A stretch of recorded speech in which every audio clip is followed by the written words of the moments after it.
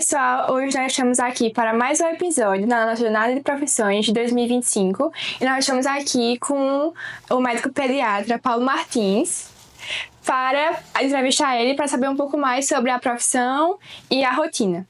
Bom, inicialmente eu gostaria de perguntar para o senhor se o senhor sempre desejou fazer medicina, se foi desde criança, se foi no final do ensino médio, ou foi algo que surgiu na sua mente depois.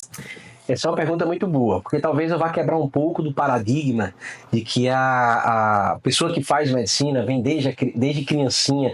Eu cuidava dos bonequinhos, ou eu cuidava das bonequinhas, me vestia de médico. Não, eu não fui essa criança.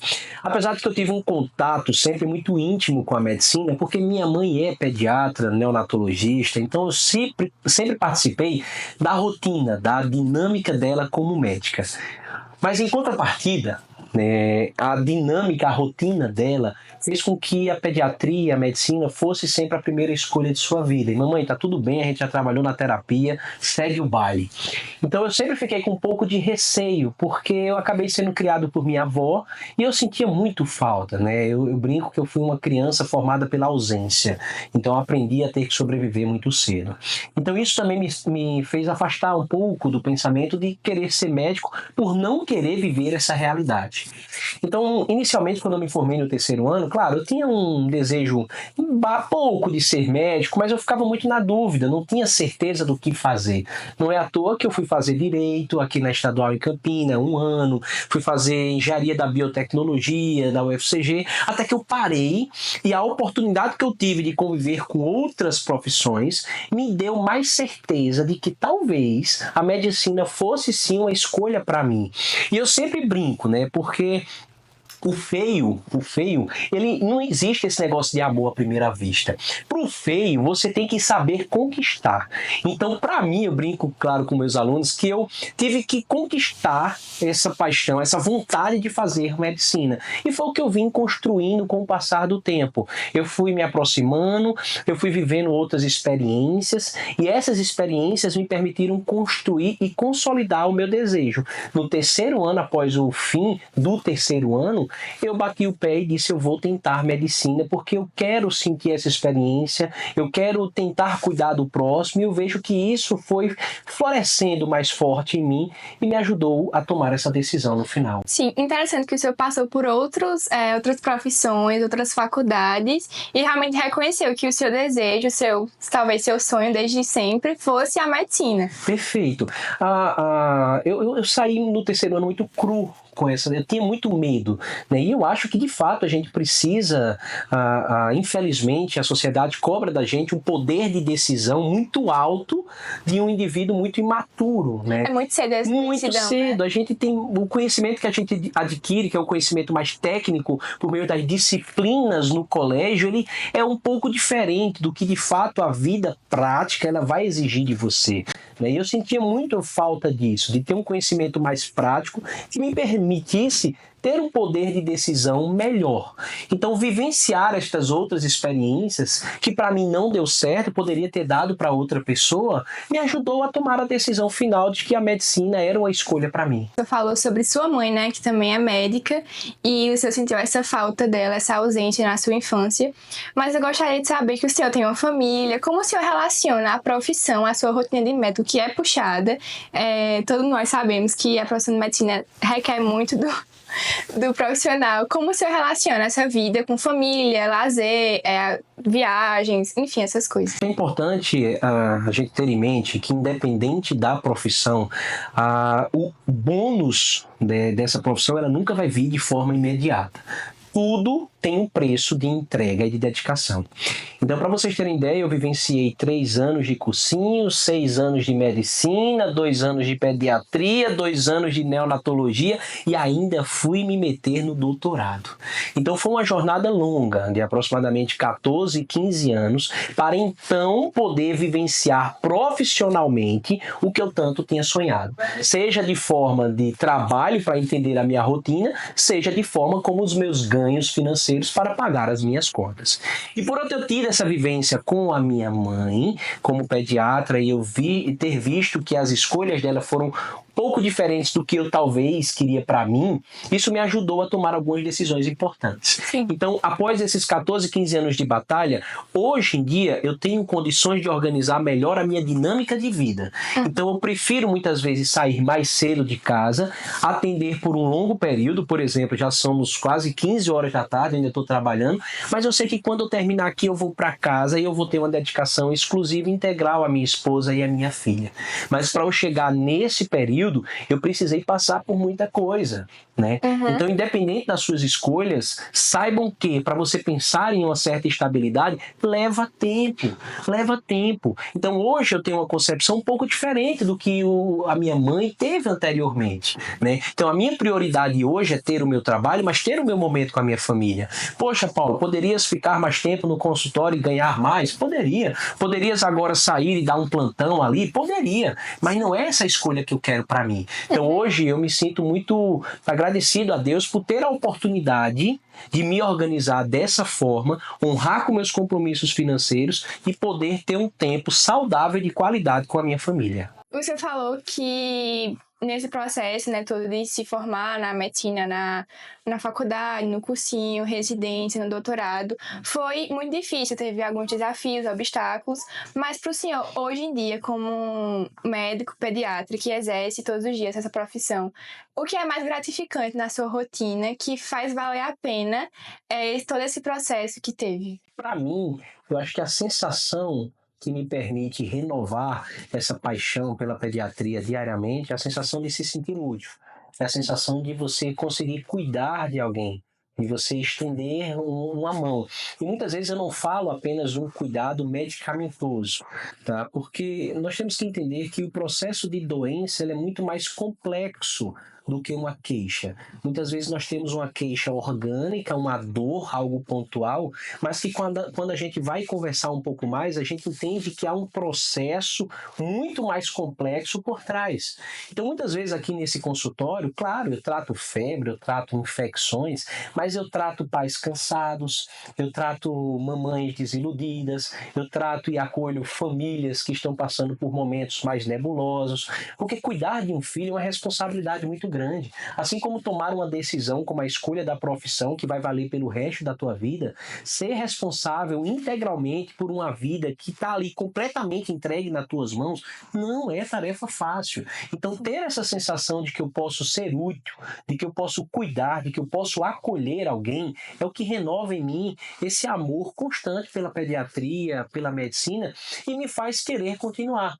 Então eu penso que enquanto eu tiver esse sentimento ao longo da minha profissão, seja daqui a 20, 30 anos, eu considero que eu vou ter combustível suficiente para lidar com todas as outras dificuldades. O senhor falou que todo dia acontece algo novo na sua rotina, com novas famílias, novas crianças. Então eu gostaria de saber se o senhor queria ter sabido algo antes de ter começado a medicina, tipo, dentro da própria faculdade ou até mesmo na residência, na sua rotina como médico hoje em dia. Se tinha algo que o senhor gostaria de ter sabido antes. A gente recebe muito conhecimento técnico, né? Seja das diversas disciplinas, tanto na graduação quanto na faculdade, até mesmo na residência. Mas uma coisa que eu senti falta de uma conversa franca foi de alguém me dizer como o mercado de trabalho ele é difícil, sabe? Como você vai ter que se esforçar muito para conseguir conquistar um nome, para conquistar um espaço de forma honesta, sem desmerecer alguém. E acho que às vezes a gente não sai preparado para isso, para lidar com essa pressão da sociedade, né? A gente sai muito cru, a gente sai achando muitas vezes que a vida é mil maravilhas, porque a gente é acostumado a ter relações boas no colégio, na faculdade, claro, cobra-se um pouco mais, mas a vida ela é muito mais difícil. Sim. E quando eu me formei na residência, que eu fui trabalhar, que eu senti a pressão das contas, das responsabilidades, das demandas de família, eu me senti um pouco perdido no começo. Levou um pouco de tempo para eu conseguir me adaptar e aprender o que de fato é viver e suas responsabilidades e cobranças. Mas tudo é aprendizado e com o tempo você consegue lidar melhor com essas demandas e de fato entender como a vida funciona fora do colégio. Agora eu gostaria de descontrair um pouquinho e perguntar para o senhor como foi que aconteceu aconteceu com a questão do vídeo repercutido na internet, que o senhor tocou a música de Marília Mendonça, que hoje em dia o senhor tem uma filha, né? E o nome dela é Marília também. Em homenagem a Marília Mendonça. Eu gostaria de saber essa história, conhecer um pouco mais. Vamos lá. Eu sempre tive uma grande paixão pela música. A música foi algo que sempre me emocionou bastante. Então, quando eu estava em Ribeirão Preto, na minha residência, fazendo a residência de pediatria, eu estava rodando no setor de oncologia. E tinha uma jovem, uma adolescente, mais ou menos de 15, 16 anos, que ela estava enfrentando um tumor chamado rabdomiossarcoma grave. E ela era no quadril, então ela não estava conseguindo andar, ela ficava muito restrita à cama. E aí eu conversava muito com ela e ela disse, poxa, doutor Paulo, qualquer dia traz o teu violão, que eu vi no Instagram que tu toca violão. Eu disse, poxa, fechou. Eu vou trazer aqui o violão pra gente tocar um pouquinho e ter um momento de descontração. E aí eu não quis levar o violão, que é muito grande, então eu levei o ukelele, que era mais pequenininho e fácil de transportar, mais fácil de transportar. E aí eu toquei para ela algumas músicas de Jorge Mateus e Marília Mendonça, a gente teve uma tarde muito agradável. E eu parei porque ela estava cantando tanto que ela cansou. Ela estava dependente de oxigênio e eu precisei dar uma pausa. E aí quando eu pausei, que eu saí do quarto dela, que eu abri a porta, tinha uma criança de 1 ano e 2 meses. E era uma criança que estava fazendo um tratamento quimioterápico para uma doença e ela estava toda cheia de acessos. Eram 2 pedestais segurando os soros e ela com vários acessos. E o pai parou e disse, poxa, Paulo, toca uma música aí para minha filha. Eu disse, caramba, eu não sei música de criança. Eu disse, não tem problema, ela gosta de Marília Mendonça. E foi nesse momento que eu peguei o ukelele e eu comecei a cantar a música, né? Deixa mesmo de ser importante, vai deixando a gente pra outra hora. E quando eu comecei a cantar a música, ela começou a dançar. E a beleza desse vídeo residia nisso, numa criança toda cheia de dispositivos, fazendo tratamento contra um câncer, e ela começou a bailar.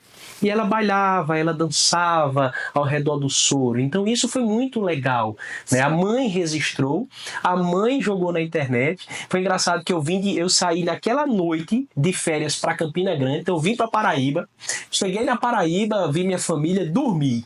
Quando foi no outro dia... Você assustou com ela? Me assustei, o telefone tocando, era BBC, era Globo, era diversos veículos de comunicação tentando entrar em contato, porque o vídeo viralizou. Chegou em poucos dias e horas, ele chegou a 30 milhões de visualizações. Aí nisso chegou aos ouvidos de Marília Mendonça, que decidiu ir em Ribeirão Preto nos conhecer, me conhecer e conhecer a criança que estava no tratamento. E aí foi muito interessante, porque eu estava na faculdade, e eu disse assim, estava numa roda com os amigos lá na residência, e eu disse, caramba, eu vou ter que levar Sofia, que era criança, de volta para a cidade dela em São Carlos, de noite, eu não conheço a estrada, estou um pouco com receio. E aí Vanessa, minha atual esposa, que não tinha nada, a gente era só conhecido na época, disse, olha, eu fiz faculdade em São Carlos, eu posso ir te acompanhar a paciente de noite, porque eu conheço a estrada e você não passa aperto. Eu disse, tudo bem, muito obrigado. Quando foi de noite, eu estava esperando a visita de Marília Mendonça, ela não me ligou. Quando foi às 10 horas, eu disse, rapaz, eu tenho que levar a Sofia em casa, porque São Carlos ficava 1 hora de Ribeirão Preto.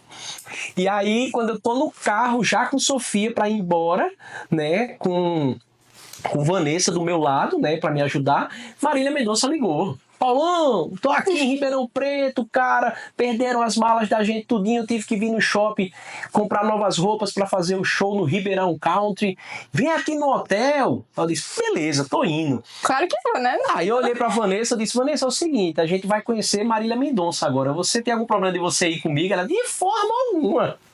A gente foi conhecer Marília Mendonça e Marília conheceu a criança, me conheceu. E aí terminou o encontro, eu disse, pronto, agora eu vou levar a Sofia em casa. Aí eu tava na estrada, caminho de São Carlos, Marília ligou de novo. Poxa, rapaz, tu fosse embora? Eu disse, fui. Eu disse, não, mas eu quero você aqui no show. Venha que eu quero você aqui no show, no camarim com a gente, etc. Eu, beleza, o que é que eu pensei? Eu disse, rapaz, Vanessa tá me ajudando. Então, eu vou chamar a Vanessa para ir pro show. Claro, era justo, né? E aí, deixei Sofia, na volta, disse, Vanessa, é o seguinte, a gente vai pro show do Marília Mendonça. E ela não tinha como ela negar. Aí ela, né, vamos. Olha só. Chegamos lá no show, entrou uma ambulância, entrou a van de Marília, pegou a gente e levou a gente pro camarim. E aí tive um momento lá, a gente ficou bem à vontade com Marília, e aí ela entrou no show e ela pediu que eu ficasse no palco com ela. E aí eu fiquei. Né? E aí no meio do show, ela com a banda, ela parou, banda, vai devagarzinho aí, aí disse, queria agradecer a presença do meu amigo aqui, Dr. Paulo Martins, que está acompanhado de sua namorada. Aí quando Marília Mendonça falou isso, e sua namorada disse, não, pelo amor de Deus, que eu olho pra Vanessa, tá a Vanessa, com a multidão de 180 mil pessoas abanando o braço. Eu digo, Ave Maria. Aí foi dali que a gente começou a se conhecer melhor. Sim. E começamos a namorar 2 meses depois, e casamos, e tivemos uma filha, que aí na hora de escolher o nome, ela disse, e agora, qual é o nome que a gente vai escolher? Eu disse, olha, quem nos uniu, quer queira ou não, foi Marília Mendonça. Então o nome da nossa filha vai ser Marília. E aí estamos aqui com Marília, de 1 ano e 4 meses, em homenagem a Marília Mendonça. Minha esposa está grávida agora novamente, esperando um rapazinho. Então a gente tem uma história bem legal com Marília, que aí, infelizmente, quando a gente ia casar, que a gente mandou o convite de casamento, foi quando ela veio a falecer. Olha só que história bonita, né? Que o senhor foi acalentar, trazer algo diferente para uma criança. Acabou que conheceu sua esposa de uma melhor forma, conheceu a Marília, e isso mostra como o senhor é humano, né? De trazer uma alegria dessa forma com música, que é o que o senhor gosta também, num momento difícil. E eu sou bem sincero, assim, quando isso aconteceu com Sofia, né, às vezes eu não gostava no começo, quando o pessoal chegava e dizia assim, poxa, Paulo, você é humano, você pensou, claro que eu sou humano, né, mas qual é o ponto em questão? É que eu fiz algo que deveria ser rotina, mas que não é rotina, e por eu ter feito, ganhou uma notoriedade. Sim. E aí levanta aquela reflexão, né? Hoje em dia, boas condutas, boas práticas são tão raras. Amém. E quando elas acontecem, acaba tomando uma dimensão imensa. Então, assim, não me considero melhor do que ninguém, mas eu me considero uma pessoa que eu tento sempre olhar de uma forma especial para o outro. Tento me colocar no que ele está passando. Eu acho que isso é um diferencial para mim, como profissional. O conhecimento teórico ele está aí para todo mundo.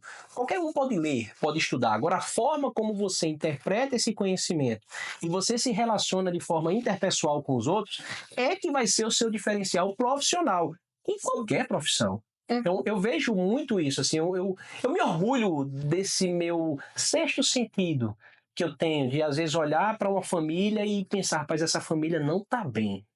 Eu acho que essa família precisa de uma atenção a mais. Eu acho que aí reside um pouco no meu diferencial como pediatra, como médico. O senhor tem um olhar sensível para essa questão. E me orgulho disso. Por fim, doutor, eu gostaria que o senhor deixasse uma mensagem final para nós, né, alunos, que estamos passando por esse processo de vestibular, para uma dica de como passar por isso da melhor forma, tanto emocionalmente como no dia a dia, estudando na cabine. Eu gostaria de começar essa mensagem com um pequeno trecho de uma música de um desenho na minha infância, Yu Yu Hakusho, que inclusive estava impressa num cartaz no dia de comemoração do meu churrasco de aprovação, que aí bate, de repente, um desejo ardente de romper limites e sonhar.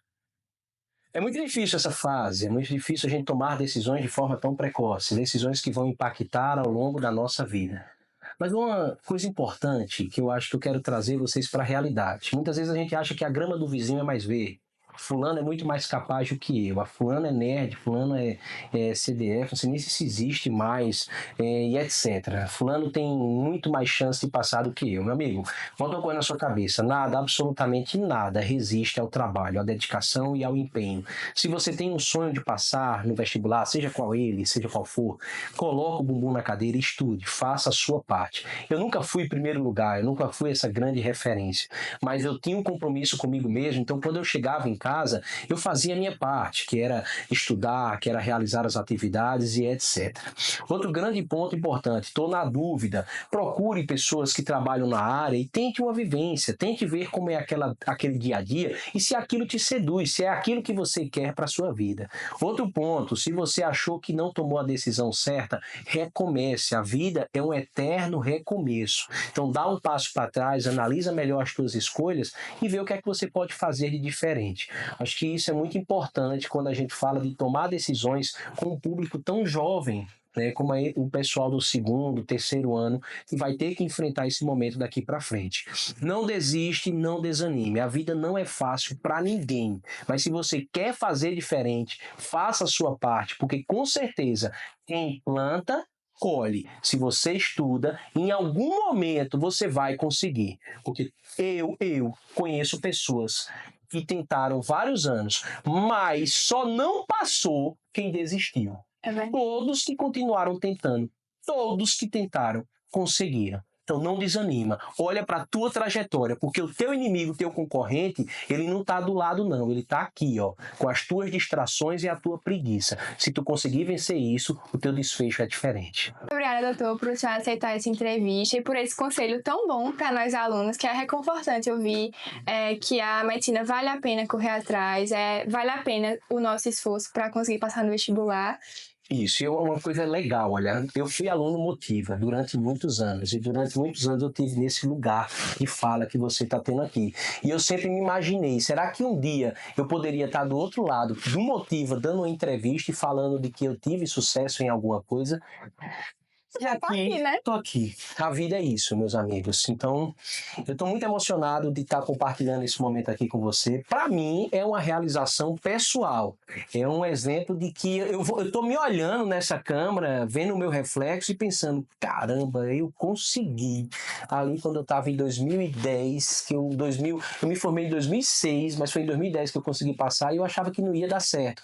E eu tô aqui conseguindo passar para vocês algo, uma história, que talvez incentivar alguém que está um pouquinho baqueado ali a recomeçar e a traçar uma nova história. Então, meu amigo, quem acredita sempre alcança. Obrigado. Muito obrigada, doutor, novamente por essa sua entrevista. Foi muito bom estar aqui.